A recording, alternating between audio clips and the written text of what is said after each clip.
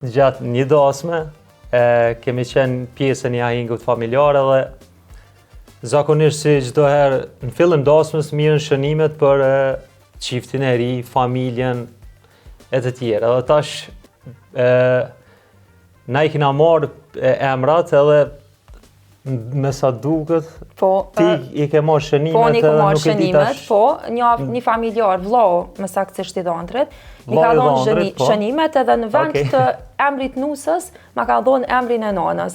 Edhe na e kemi bë hapjen e dasmës, mirë po kur ka ardhur puna te prezantimi kemi cekë edhe bile një këngë patëm këndu në emrin e nanës e jo emrin e nusës, edhe fatmirësisht u ardh prapë I njëjti person, na ka kërku falje, edhe kemi përmisu, po janë gjana kur jemi pjesë live dasma, patjetër që kanë me ndodhë gabime, mirë po fatmirësisht nuk është diçka ndoshta e madhe dhe jena mirë kuptu edhe ka kalu me pozitivitet.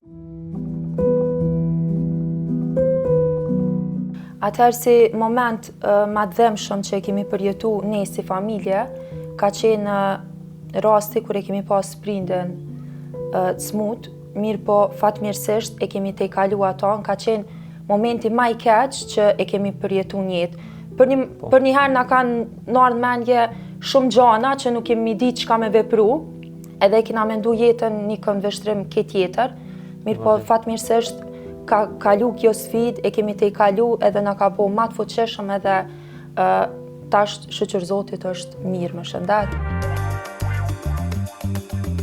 Cili prej jush bën më shumë thashë theme? Cili prej jush është më shumë I varur nga telefoni?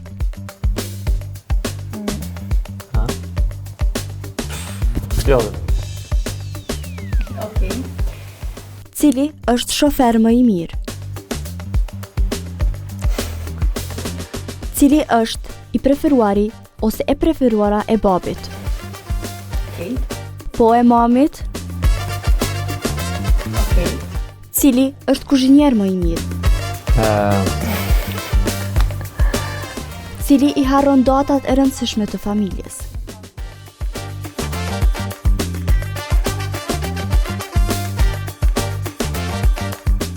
Cili mendon se ka shijen më të mirë në muzikë?